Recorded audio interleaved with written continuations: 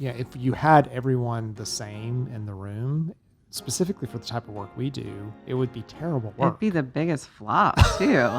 Like if you all had the same strengths, like we thrive on a healthy tension. Yeah. That's when we do our best work Yeah. at Liger. And that's when we see our client teams do their best work too, is acknowledging that I'm going to advocate for one perspective and someone else is going to advocate for another perspective. And those are good things. And they're both right. Yeah.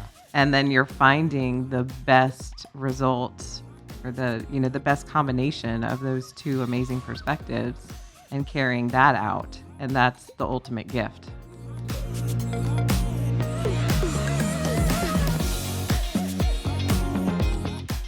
On today's episode of The Claw, I'm joined by Cynthia Hayes. She's the managing partner for Liger Partners, and we're going to talk about politics. But we're not talking about the election or who you might vote for. We're talking about internal politics, both for your company, let's say you're growing one and it's smaller, but also if you're maybe in a marketing organization that's part of M&A. You're out buying other companies, and now you're bringing people in that weren't part of your team to begin with. How do you really talk about the things that need to be so that your marketing is going to be as effective as it should be? So join in and listen to The Claw today as we talk about politics.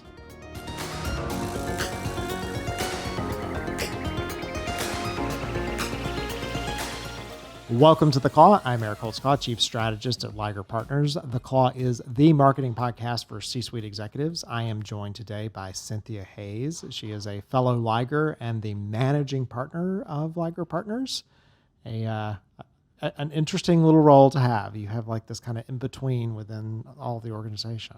I do. Yeah, it's a great seat between strategy and execution. Yeah, and that's going to lean into our topic a little bit today because we're going to talk about politics. Now, we're not going to talk about politics as it's related to politics of who you're voting for or anything. We're not going to get political. No. But we are going to talk about internal politics. So often I'll talk about the things that get in the way of people doing something, and it's typically politics is one of them. Personalities, all politics, that kind of stuff. And so as you're building a team, and I want to talk about this from like team building because that's primarily a lot of what you work on. Yes. And Liger it's people and paper. I mean, that's what we do. We have people and we service clients, things like that. There's lots of different ways of looking at something, and it's not that one person is right or one person is wrong. It may just be a different perspective. So you are the queen of navigating that. You literally are. Thank I know you think you're not. I think that's a compliment. No, absolutely. Absolutely. So like, how's your perspective on that? How do you do that? Well, I think when you're building any team, you're thinking about the roles that need to be present, right, to accomplish the goal. And then you're thinking through the person who currently sits in that seat or role and their strengths and what their concerns might be if you're making changes, or what their superpowers are that they're going to bring to the table as you're making these changes. And then aligning the messaging so that it makes sense, so that different team members catch the vision of what you're trying to accomplish and why. Mm-hmm. The why behind it is super important to keep everyone motivated and rowing in the same direction. We do a lot of organizational shifts here, and then we deal with a lot of that on the client side. So knowing who you're talking to, who your audience is, right? Just like we do with marketing. Yeah, it's like know your audience. Right. And making sure that you've thoughtfully considered their perspective in all of this, and that's not lost as you're making these adjustments or scaling or whatever it is. Yeah, because we're a growing organization, and we like to go after clients that are also in the middle of doing M&A. We like messy. Messy. We do. Yeah. You and I do. I don't know if everyone else. Maybe not the rest of everybody. Yeah. Which was an interesting, because you said so much in that first introduction that's just to think about from, if you had everyone the same in the room, specifically for the type of work we do, it would be terrible work. It'd be the biggest flop too. Like if you all had the same strengths, like we thrive on a healthy tension. Yeah. That's when we do our best work at Liger. And that's when we see our client teams do their best work too, is acknowledging that I'm going to advocate for one perspective and someone else is going to advocate for another perspective, and those are good things and Yeah. they're both right. Yeah. And then you're finding the best results or the best combination of those two amazing perspectives and carrying that out, and that's the ultimate gift, Yeah. right? Yeah. Because if we were doing something where, like a production line, like you want to hire a person who knows how to do a very specific thing, they're almost basically the same. Right? It's kind Yes. of like cementing that. And in our space, there's all these different perspectives, and then people see it just from their perspective. So what are some tips and techniques you could give someone around? Like, how do you make us all talk to each other?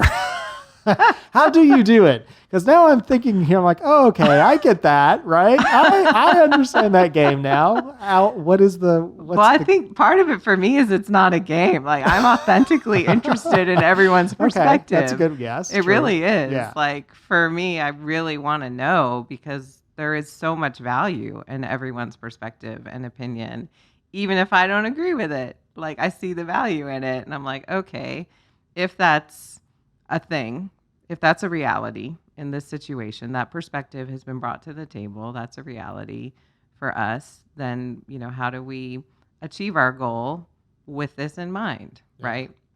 It's not a stumbling block or obstacle, or at least it doesn't have to be. It can just be a consideration, and we talk through it. EOS, we use that, right? Yep. So we have tools that we use to help us discuss and solve issues internally. And we do that with our clients. We're like, okay, so if this is your reality or the business decision that's been handed to you that you now have to deal with, right? Because some of our clients' decisions are out of their control, right? And they're like, now I have to do this thing. What do I do? It's, well, okay, we have to pivot. So given this new information, how do we make the best of this and, achieve the best goal? Yeah. And there's a lot of people talk about there being Ericisms. There are also Cynthia-isms. So Yeah. there are. What are absolutely the Cynthia-isms? Cynthia-isms. You don't think they're Cynthia? They're definitely Cynthia-isms. So I have things just to because I like to be cute, right? So it's stuff I say that people will remember. The good news is. Yeah, good. No, I don't say that word anymore. No more. No, I figure out how to say around it. But I'm still saying the same thing. I'm just not saying that. Yeah. So one thing that you said several weeks ago that was really stuck with me, and you don't remember that you said it, which is so crazy, is that it's a dance, right? We're dancing, so something's changing, and a good dance means, oh well, you might have stumbled a little bit, or this happened, or the music changed, or whatever, Yes. right? Yeah. And if you're destination driven, this kind of work isn't necessarily the best for you. Right, like it's very hard to ever get to a point where something's complete because there's stuff we're playing with and moving, right? Yes. And that can be a problem in this. It can be. It can be frustrating for some people. It's not how their brain works. It's not how they're wired. It's not how they're motivated. It feels deflating to constantly, have their eyes on this goal, and then the goal shifts, and they're like, but. Right. But I want to go back, and it's like, no, but this is just as good. It's just different, right? Right. And that's exciting to some people and deflating for others. So at Liger, we tend to attract and retain the people who thrive in that kind of dance, to use my own analogy, that I don't remember. That she doesn't remember. But yeah, who thrive in that space of like, all right, new challenge. This is fun. Yeah. Like, how do we agilely attack this thing? And learn something new doing it and better ourselves and work more cohesively as a team as we, build our relational equity with each other as we, overcome these, minor setbacks. Yeah, and it's a big misconception that we've seen in our clients that marketing is this set it and forget it. Oh, yeah. They're used to other parts of their company where if it changed as often as marketing does, they could never be successful. Right. Like, you wouldn't want to change the way you're doing your balance sheet or your profit and loss, at least not often, right? There's like this set time when things need to happen and close, and what it is and it's prescribed. Yeah. But marketing just as a practice area is so dramatically shifting. It's an art and a science, and those are constantly changing as technology changes, as consumer demand changes, as businesses become more complex. It's just the audience shifts, their pain points are different.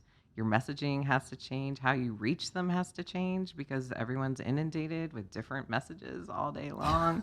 So yeah, it's a constant. We use the analogy often of like multiple dials, Mm-hmm. right? So there's multiple dials on each project, and we're like, oh, we need to turn this one up. Now we need to turn this one down and this one back up. And it is a constant evolution, which means we need different resources. We need Right. to be flexible enough to bring different resources to the table for our clients so that we can be responsive real time Yeah. to make their marketing successful. Well, and a little bit of sales process for the way our model's built is we can easily do that. Like Yeah. we're not reducing and increasing headcount like you might have to do at a company. Our if something- in-house, Yeah, we're just employees. changing things in-house.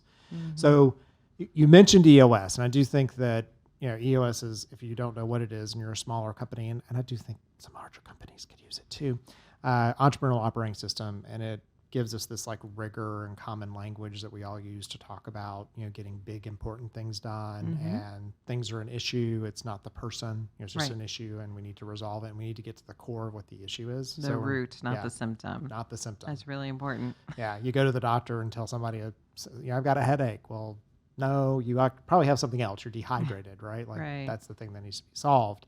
So I like that, right?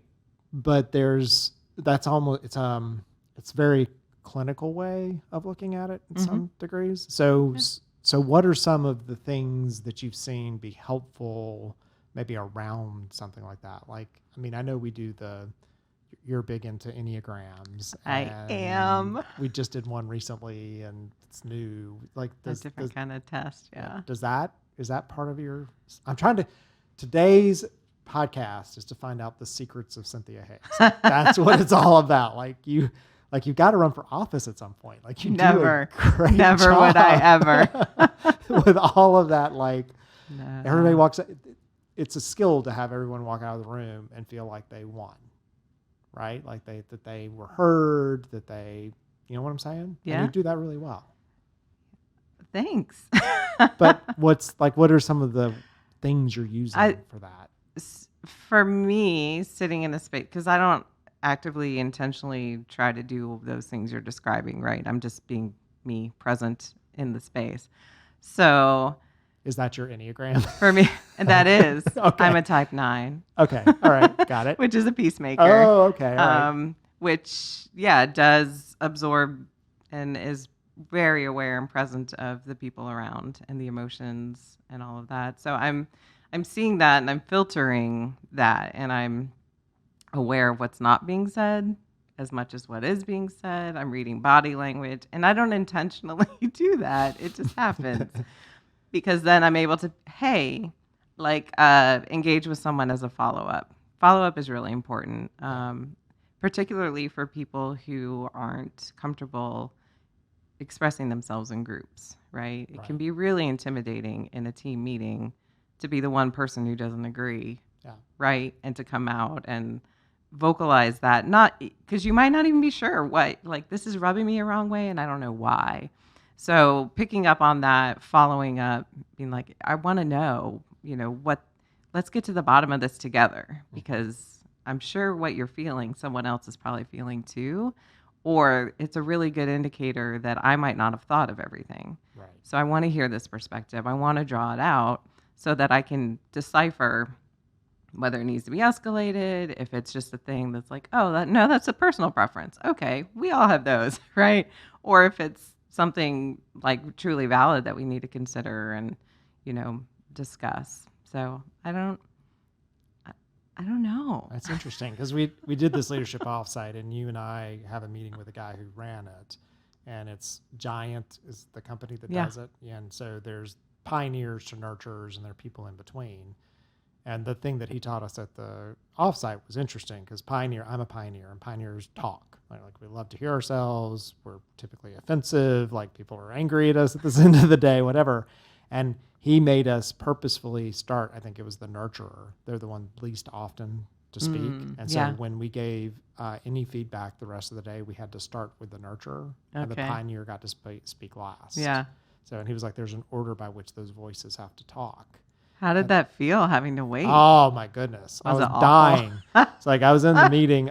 They were doing it with the team and there were no pioneers on this leadership Okay. team. Yeah. And I'm like just there hanging out. Right. And so he was having people who were part of the style, like read. And I'd been sitting there for 2 hours and I hadn't said a word. And he's like, well, there are no pioneers in the room. And I was like, I'm a pioneer. I'll speak. It's been 2 hours. So yeah, it's a weird thing to think about, right? Because if those certain, and they call them voices, aren't heard, they never participate. Yeah, but you miss out on like absolutely. the value they're bringing, Yeah. right? So Yeah, it's like, again, knowing your audience, like learning. Sometimes it takes me a while to figure out how to draw that out of someone because maybe they're more comfortable typing it out, right? So maybe it's a Slack message or an email if you do that thing. Or maybe it is a one-on-one conversation, or maybe it's a smaller group where they have a buddy with them that they feel safer to articulate, so it's kind of figuring it out as you go, as you get to know someone and their styles. So to me, it's worth the investment. Yeah. And it's something that, so I've got some clients that we work with. There's one client we work with and they're going to tell you their reaction immediately. Yes. And we're working with another client and I've learned them and I know they will not give us a reaction until that night and the next morning. And then we'll get something the next day. And I've had some of our directors on to present things to them and I'll tell them they're not saying anything and that's okay. Yeah. It's not bad news. It's not bad news. We'll find out tomorrow at 10 in the morning, right? Because they have to they need time to process and they might need to run it by someone else who's their good sounding board and, grounds them a little bit. So, Okay. So we're going to go to the commercial break. And when we get back, we work a lot in companies that have done M&A, right? And there's a lot of politicking in that type of world, right? You've got 2 or 3 organizations being brought together. And so what are some of the perspectives that maybe they need to be considering in that case? Like why would someone speak or not speak? What does that look like? And, how do we build, because I know you do a lot, like your background has some corp communications and things. Like what are some tips and tricks you could give people as it relates to the politics that might occur in that situation? Sounds like fun. Let's do it. All right. You're listening to The Claw. I'm Eric Holtzclaw, Chief Strategist at Liger Partners. I'm joined today by Cynthia Hayes. She is our managing partner and our politicker extraordinaire. So she's always the one who brings everybody back to nice, what is it? The homeostasis? Is that it? Yeah, I guess it's good homeostasis. So we'll be back in just a minute. The Claw podcast is brought to you by Liger Partners. Liger Partners is a premier marketing firm where we save the world from boring, broken marketing. We get underdogs recognition because you deserve it. For more information, go to ligerpartners.com and follow us on all social media platforms at Liger Partners. And we're back. You're listening to The Claw, the marketing podcast for C-suite executives. I'm joined today by a fellow Liger, Cynthia Hayes. She's our managing partner, and she keeps the wheels on the bus. She keeps some of us who are a little bit more disruptive, less disruptive. You drive the bus. It's great. Yeah. See, that's the thing. That's the thing, right? So we're talking a little bit about politics and how, understanding people's perspective and where they're coming from and why that reaction's happening. And, it is important. In most cases, everyone wants the best, right? Yeah. Like they're coming to something with the best of intent. Even if they don't agree on how to get there, they have a shared vision for the best, whatever that means. Yeah, we watch too many television shows where there's like the evil character, right? Like just not that many of those people. No. There's a few, but not that many, And so we talked a little bit about internal team, and I do have one more question about that before we leave that I need to remember to ask you. But I wanted to turn the attention to maybe some of the clients we work with, because either on purpose or on accident, Liger specializes in companies that are doing M&A. Yes. It just happens to be a huge part of our portfolio. Yep. And we'll even tell them, like, we like messy. We like it when you've brought 2 or 3 companies together. Like, I just did a strategy session with one, and they brought 3 companies together, and we spent 2 days discussing what's going to be the major Who are brand. we? What do we want to focus on? Where are we going? Yeah. And then and a lot of their conversations, we were having mostly an external conversation, but it was a lot about internal too. Sure. The internal Always. team was We always end up doing a little therapy. Yeah. Like they're not sure who they work for and So So what are some patterns you see or some advice you see in that category? Like how's that better, right? How I do you make think the that better? tricky part with M&As really is like there still needs to be a leader. Like there needs to be a point person who is the decision maker, and that needs to be clear to everyone on their team, because sometimes it's not. Sometimes that person, we've had clients before where they want to defer their authority to a committee and let the committee decide things, and that ends up no one wins. We end up with the least common denominator on a creative asset, and it's boring. Marketing by committee is terrible. Yeah, it's The really worst. It's really bad. Yeah. It's our least favorite Yeah. to work with for that reason, because you end up, once everyone gives all their feedback, you've stripped away all the creative, like things that made it unique and gave people an emotional response to it. Right. And now it's just boring and flat. But Boring no one, and flat in multiple audiences.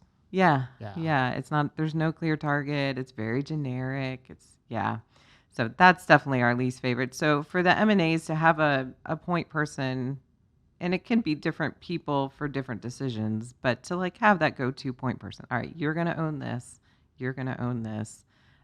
It gives everyone a safety net a little bit on the client side, because they know who to look to or who has the ultimate decision. They can express their opinion, but then they can just release it, right? Yeah. And from our perspective, it helps us when we're, getting approvals on things. It's like, all right, well, we need to get feedback from everyone, but there's one decision maker that we really need to work with and, understand and negotiate and make happy on, these different assets. So I think, choosing a person to be the person, Giving them autonomy.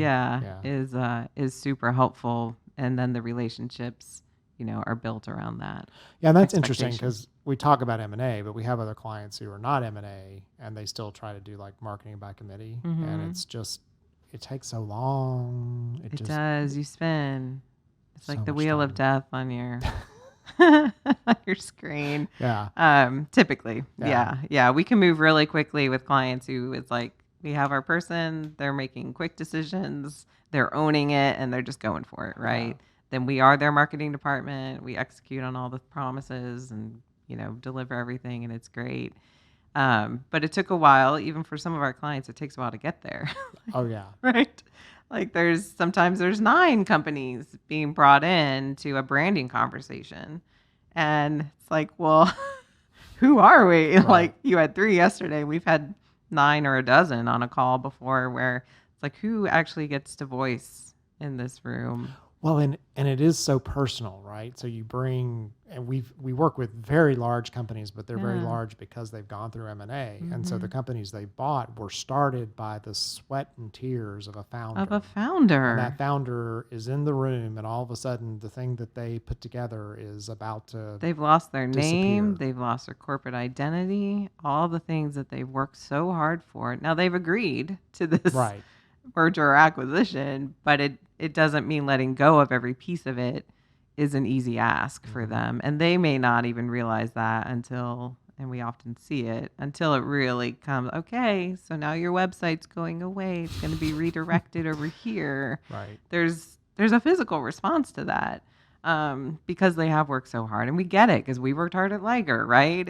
I would feel the same way. Right. So being sensitive to that, but also being authoritative, like, no, this is in your best interest. Given the choices you've made for, to be part of this, we've got you, and we're going to make sure you're successful. We're going to make sure you're not losing business. You're gaining business because now you're part of this, and so sharing that vision with them, but giving them the space. They're human, right? It's like we deal with people, and we're people, so we get it.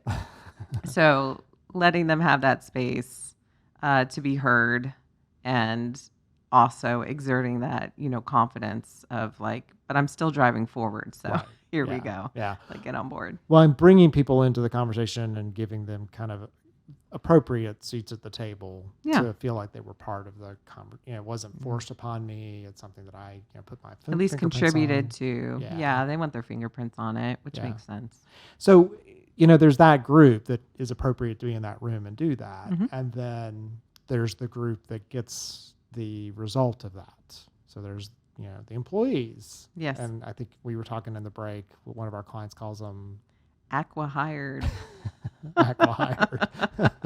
One day I'm working for one company, the next day I'm working for another. I had no choice. I didn't interview or anything, right? Like I just showed up and now it's new. Yep. So what are some important steps to like making them feel that corporate good? Communications piece of like, this is our shared mission, vision, values.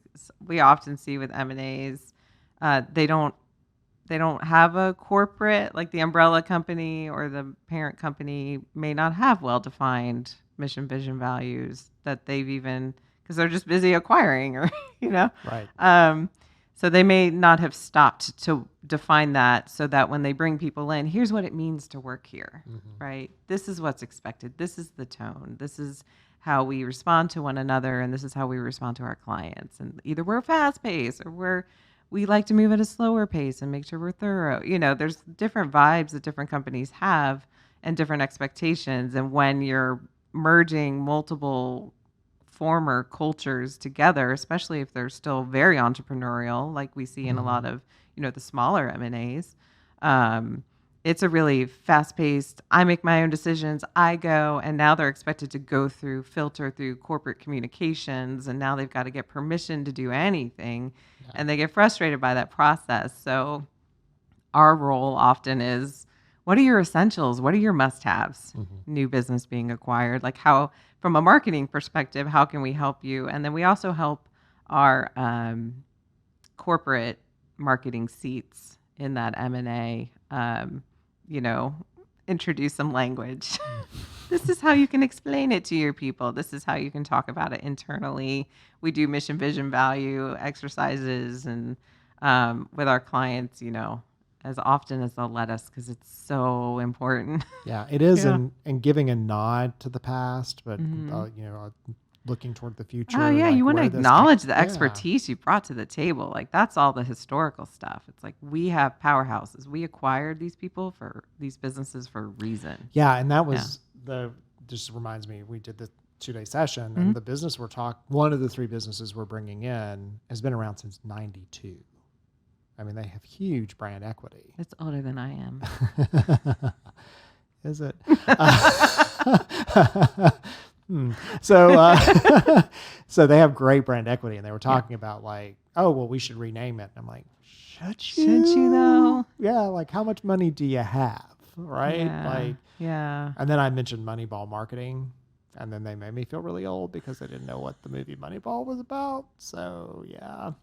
I had to explain the whole thing about the Boston Red Sox. And then you lost them. Yeah, I've lost them. Yeah, so I actually realized day 1 I had said Moneyball marketing, and then the day 2 I thought that night I was like, I used this term, and they kind of looked at me weird. They may not know what that is. And the next morning I was like, did I say Moneyball? Do you know what that means? They're like, no. I'm like, okay, well then let me tell you what that means. It's probably on YouTube. Yeah, yeah. So back to the sort of M&A and those categories, the getting that message internally, making it feel authentic, because it can't, there's a lot of that us versus them mentality, Yes. Yeah. There's a lot of trust that has to be gained over time. You can't expect it overnight.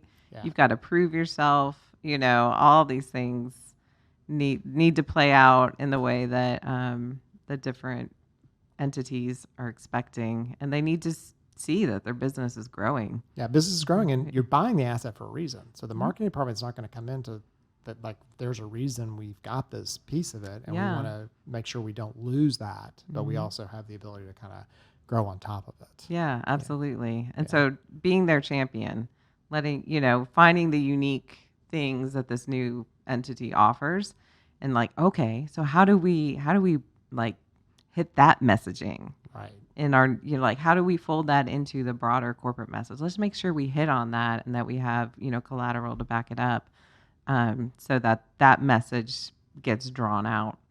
Yeah. When you have to push I find every single time we do this, we have to push really hard on that unique value proposition. It's like everybody's like, oh, well, we have this. I'm like, everybody I has do that. everything for everyone. Yeah. It's like, oh, yeah. Like, what is that, right? Like, what am I going to go to market with? What am I going to say? What's a story that somebody's going to pick up? Because you're pretty similar to your competitors. Yeah. Yeah. Everybody. Usually. Yeah. Yeah. Well, I mean, that's my Starbucks and Dunkin' Donuts. They both serve coffee. And you got Starbucks people and Dunkin' Donuts people because they've leaned into something, right? Like there's Right. a difference there of like how they look and feel from a consumer And perspective. the story they want to tell about themselves. Yeah. Yeah. Yeah. Where they live and what they stand for. Dunkin' Donuts coffee's terrible. So, so one question. So here's my kind of question going back to internal. Okay. So one thing that you do well is there'll be a thing that happens, and then you figure out a good time to then reintroduce a conversation.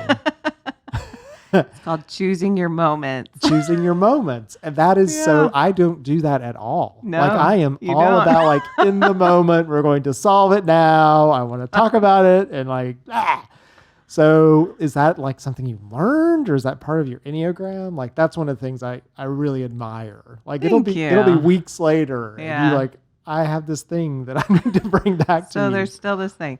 So for me, sometimes it's super intentional and sometimes I'm like, oh, that felt weird. And I go away and I'm like, oh no, I think that's an important thing. We need to get to the root of this. Okay. So you have this nice reflective nature. I do. I very much so intentionally try to respond rather than react always. Like I always want to respond thoughtfully to something rather than because I, like you, there's an internal guttural reaction sometimes to things and I can feel it, but I'm like, now's not the time.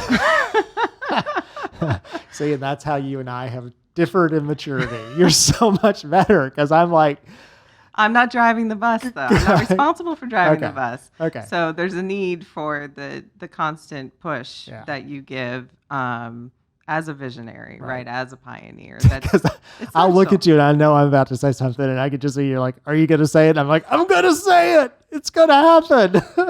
And then I'll bring it back. Right. Yeah.